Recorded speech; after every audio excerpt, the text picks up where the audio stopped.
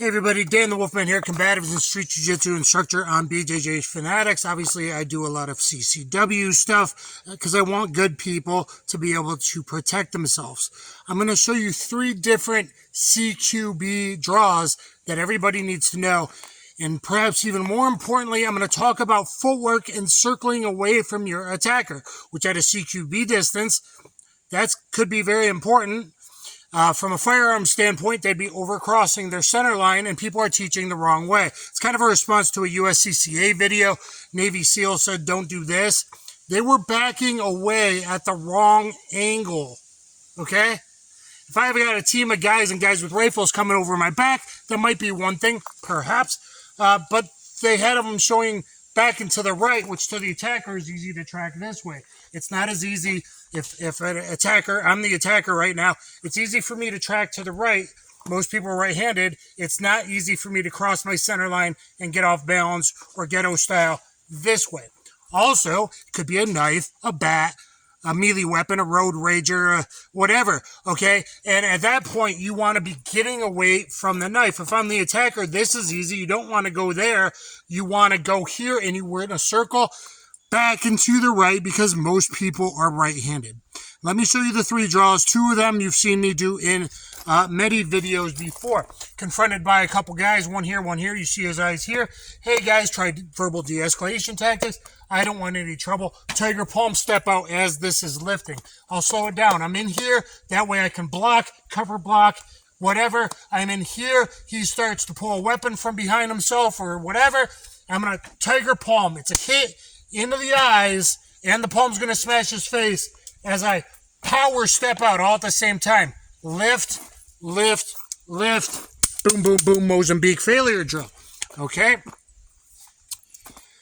Now, another one is cover block. Now, this maybe is it more like if you think he's hidden here and walking up on you, and he's going to stab you. You got to be in fear for your life or have a disparity of force. Having said that, it is important to know how to cover block, which also every cover block can be a head and elbow spear I teach on my instructional. It's the most highly rated.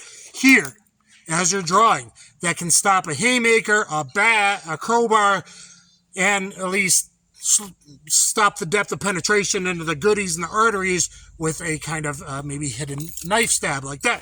So here, and of course every block can be a strike. So be in here, draw, 2 from high pectoral index, step back, extend. I'm at the safe distance now. He's not going to have time after I just shot him. Some say shoot to the pelvis. For safety reasons, I get that on a range. I like to shoot a little higher or in the upper thoracic cavity, which you certainly can do once you get to a safe level, depending on what this arm is doing, okay? But anyway, high pectoral index here, bang, bang, step back, boom. But notice I'm always vectoring. Not straight back, and definitely not this way like the SEALs were teaching on the USCCA video, but this way. Hopefully, you have the spatial intelligence to understand that, why that would increase your survivability. Okay, the next one, so one's here.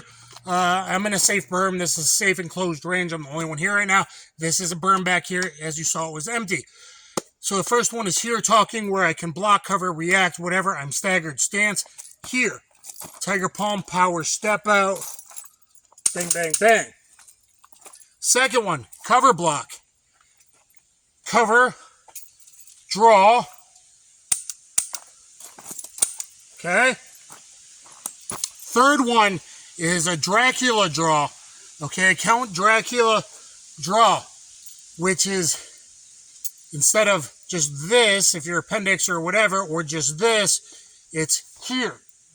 Okay, to clear the cover garment, but more importantly, the CQB distance, putting in frame a barrier in between you. So you got to be more, this is more advanced live fire. I'm doing dry fire right now. Here, that puts a frame if someone was closing the distance on you. Here, they'd have to run through, even if they were pushing you back. With a football player, you got this in you. As you're drawing, high pectoral, watch your hand not to muzzle in front. Make sure you're not muzzling yourself here as you're stepping back to get 2 hands on the pistol. So this one is a little more advanced. We're in here, okay? I'm making this frame because I'm doing this motion anyway, I'm just bringing it across a little bit more, which might actually help when you're carrying a little bit of an extended magazine base plate or something. So here, boom, boom, boom. See, I'm making distance. Now let's say someone was actually coming with a lot of forward aggression. Okay? See the man target here, his face, his eyes, his neck. Look, in here, I made this frame. Anything he's pushing in, even if he had a knife, it's going to be keeping a frame and pushing me backwards. Now, from here, what I would do, as I'm drawing, I'm either going right, or if he had a knife, I need a circle away. Law enforcement officers, pay attention, circle back and to the right. This would become a neck frame. I fought MMA professionally. This is a good way of framing off of the cage. I am going to extend my Dracula into a frame and look at my hips are pivoting out. This is also good. Maybe you're getting mugged against a wall. So here, I'm going to frame out, and I'm in here, and I'd probably go to a modified car position. Law enforcement officers, if you're not alone, you got to worry about crossfire. Get that. Worry about crossfire. But if I had a guy, if this was a knife here, sewing machine with real forward intention, I'm going to be framing, and I might then start to circle, and Bakwa style, Bakwa Kung Fu style, I'm going to circle. Let me go to the other side. If I framed here, I shoot twice. Framing out. Why? Because most people are right-handed, and as this person's chasing you with a knife, everyone moves back in a straight line. Obviously, that doesn't work out so good. You can't back up as fast as someone can sprint forward. So you're in here, and now you're getting off this way. You're making them turn as, let's say my attacker's right here for frame purposes. I'm here. Boom, boom.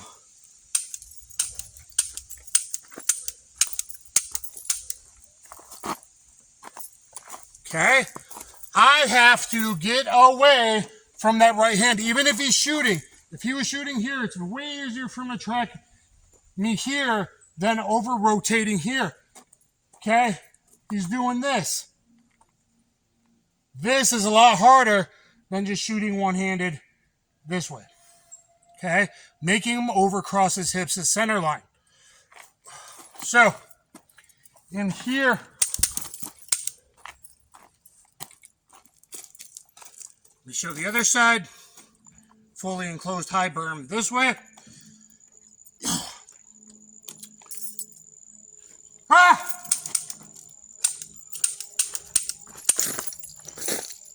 Okay, hopefully this, guys, will help you stay safe. So there's 3 draws. Practice the Dracula draw and stagger stepping or Bakwa stepping in a circle and off the center line, and your stutter step as well. Being able to stutter step off the center line, I know people have made fun of me online. That'll save you. That's what matters. And I can't believe the SEALs are teaching to back away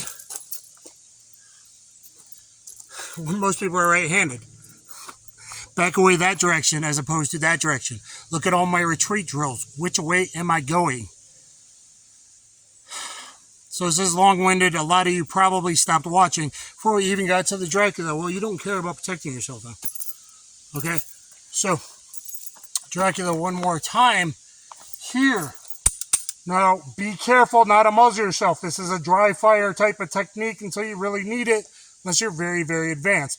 Obviously, if you're going live fire, you could muzzle lower into the hip girdle instead of upper thoracic. So I'd be muzzled down a little bit. I'd be framing that neck and look at my hip.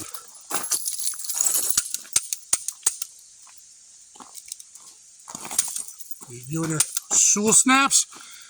Hey, Wolfman, please give my commanders a street jiu-jitsu instruction. Don't just rely on gun. Have skills. Get in the comments.